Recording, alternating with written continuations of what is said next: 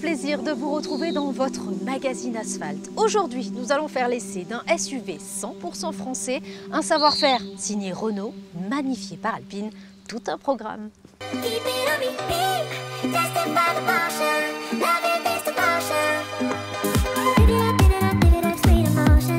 Bon Gilles, il va falloir maintenant me dire pourquoi on est dans le col de la Blée. Vanessa. En trottinette surtout. Bah oui, mais qui dit col de la Blée dit forcément... Rallye. Bravo. Oh. Et qui dit rallye dit forcément... Alpine. Voiture. Alpine. Oui. Ah oui. C'est ça la surprise? Bah oui. On essaye de suite.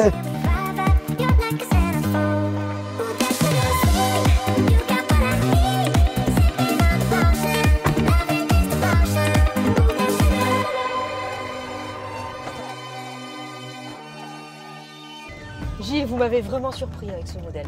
J'adore. Alors déjà, une question. Pourquoi Rafale? En fait, si on fait une petite page d'histoire, Ah, ça j'adore. Louis Renault, dans les années 30, a racheté l'avionneur français Caudron Rafale. Et plus particulièrement, un avion emblématique à l'époque était le C460.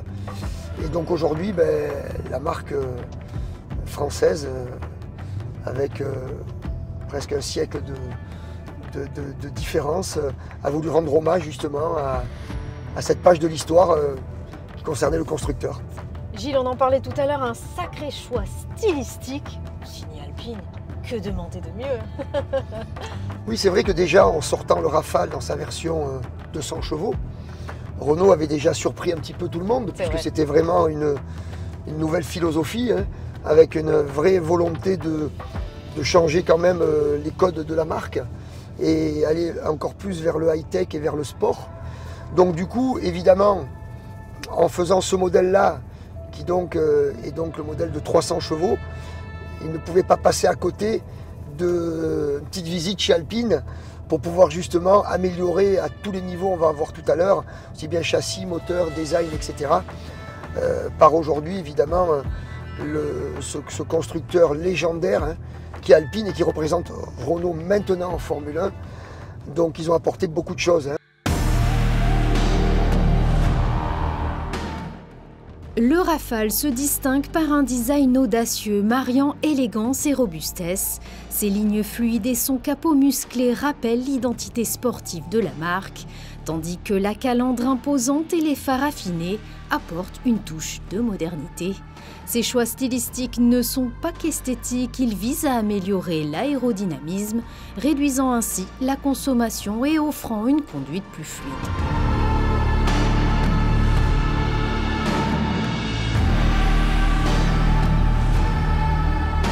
Alors le design extérieur est vraiment joli, mais alors l'intérieur, c'est quelque chose.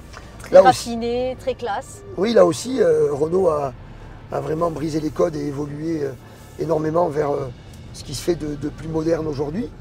Et moi, je tiendrais à souligner, toujours pareil, de point de vue de quelqu'un qui aime bien conduire, le volant a vraiment une belle forme ergonomique.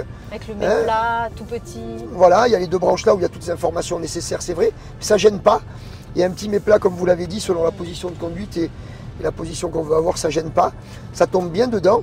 Et évidemment, tout ça, c'est accordé avec les sièges. Oui. Donc les sièges, on est très bien. On est vraiment très bien. Et on a quand même, quand on commence à rouler un petit peu sportif, on a quand même un bon maintien. Donc ils sont, entre guillemets, semi-baquets. Ils sont jolis aussi avec de l'Alcantara, des surpiqûres de couleurs. Et puis le beau sigle Alpine derrière moi, là, j'adore ça. Qui a tendance à s'illuminer et briller quand on rentre dans la voiture ou quand on en sort. Donc, et des matériaux rares? Oui, des matériaux type ardoise. Ah, ça c'est... Qui ont été, oui, c'est très innovant en effet.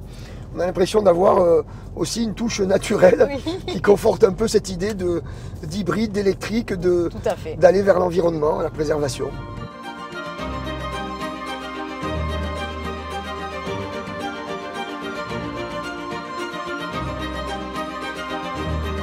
Effectivement, le design intérieur n'est pas en reste, avec une attention particulière portée aux matériaux et aux finitions, garantissant un confort optimal pour le conducteur. Un mot sur le côté motorisation. Un moteur hybride, vous l'avez dit, 300 chevaux, c'est plutôt pas mal. Oui, en fait, la version 200 chevaux avait 2 moteurs électriques plus le petit moteur thermique. Tout ça additionné faisait éventuellement, évidemment, 200 chevaux. Là aujourd'hui il y a un troisième moteur qui a été donc accouplé à l'essieu arrière. Et ce qui est très sympa, c'est qu'on a augmenté aussi du coup la partie hybride pure électrique. Oui. C'est-à-dire qu'on arrive à faire à peu près une Sacrée centaine autonomie, de kilomètres. Et là, c'est ça qui devient intéressant. J'ai l'impression que les constructeurs aujourd'hui ont tendance à remettre un petit peu le paquet, on va dire, sur les hybrides. Tout à fait. Et du coup, ben, avec 100 km/h, avec 100 km d'autonomie, Vanessa, on peut largement... En tout électrique. Hein. En tout électrique, ça, c'est super. on peut largement subvenir au quotidien à des courses en ville et pas mal de choses. Donc c'est vraiment plutôt très intéressant au niveau économie et avec tous les avantages que peuvent avoir évidemment un véhicule électrique. Ce moteur offre une accélération réactive tout en limitant les émissions de CO2, respectant ainsi les normes environnementales les plus strictes.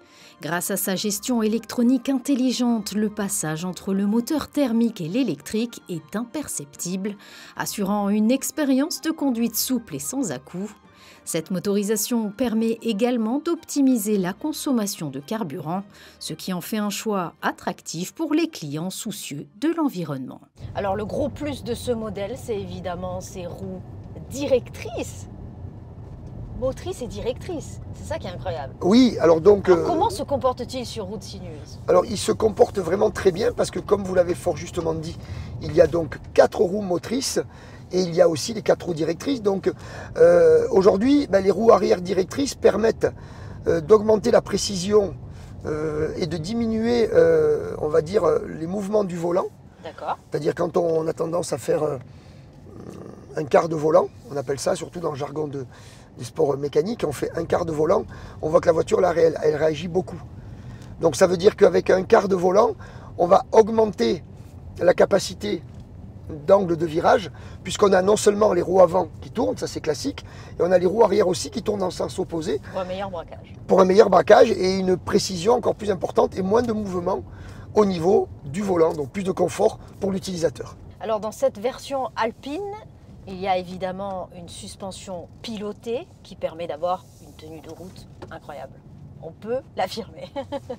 Ah oui, aujourd'hui, donc ça c'est vrai, ça fait partie donc de tous les organes qui ont été travaillés, développés et on va dire optimisés par Alpine et tout son service compétition. Aujourd'hui, on fait toujours, j'en parle tout le temps, mais c'est vrai, regardez aujourd'hui sur un véhicule de série qui a une vocation sportive, mais qui n'est quand même pas un véhicule pour aller faire vraiment des performances dans tous les types de routes, la technologie issue de la compétition sert directement. C'est vrai. Donc aujourd'hui, les constructeurs ont besoin de faire de la compétition et Alpine aujourd'hui est en plein dedans avec toutes les nouvelles technologies. Et aujourd'hui, Rafale en bénéficie incroyablement.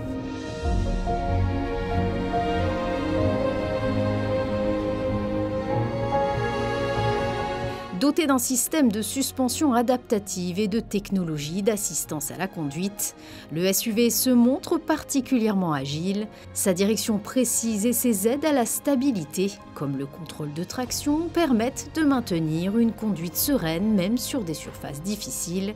Que ce soit en ville ou sur autoroute, il offre une maniabilité exemplaire, assurant aux conducteurs une grande confiance quelle que soit la situation.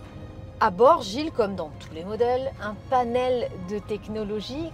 Comment cela contribue finalement au confort et à la sécurité? En fait, c'est vrai qu'aujourd'hui, ce n'est plus nouveau de dire qu'il y a un écran tactile connecté avec des caméras, une multitude d'informations, des caméras. Il y a de l'aide à la conduite, évidemment. Là, Rafale présente vraiment tout ce qu'il y a de mieux aujourd'hui. Il y a même une petite avancée encore technologique avec une caméra qui a tendance à filmer et surtout analyser la route. Wow. Ça veut dire que dans une petite route comme ça de campagne où on arrive dans une zone où il y a des nids de poules par exemple, la caméra va analyser la route et elle va transmettre directement les informations à la gestion du châssis et des suspensions et donc s'adapter avec un changement on va dire, de dureté, de confort, de souplesse, de hauteur, etc. C'est incroyable aujourd'hui ce qu'on peut arriver à faire. Et on le ressent quand on roule, parce qu'on arrive à avoir un confort constant sur des routes avec de l'adhérence, un revêtement différent, sinueuse, un peu moins sinueuse. On arrive toujours à avoir un confort à peu près identique et ça c'est remarquable.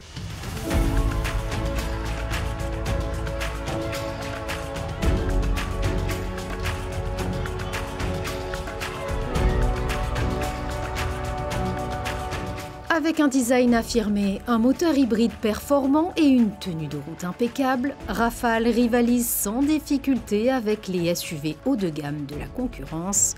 Ce modèle illustre parfaitement l'ambition de Renault, conjuguer innovation et responsabilité environnementale, tout en offrant une expérience de conduite plaisante et confortable. Gilles, je pense que Renault a réussi son coup pour conclure cette émission. D'avoir sorti une version esprit alpine et atelier alpine, c'était vraiment ce que les consommateurs attendent. Oui, d'accord. Ben oui, d'avoir associé directement le nom d'Alpine à ce nouveau concept Rafale. Il est évident que Renault a voulu mettre l'accent sur la technologie, la performance, pour séduire une nouvelle clientèle, plus dans l'air du temps. Nous, en tout cas, on est séduits. Ah oui, complètement. J'imagine que vous rentrez en trotte. Évidemment. Sans moi, parce que moi, c'est la voiture. Vous avez bien raison. À bientôt. À bientôt, Vanessa. Quant à nous, on se retrouve le mois prochain pour découvrir encore de belles autos. Soyez au rendez-vous. À très vite.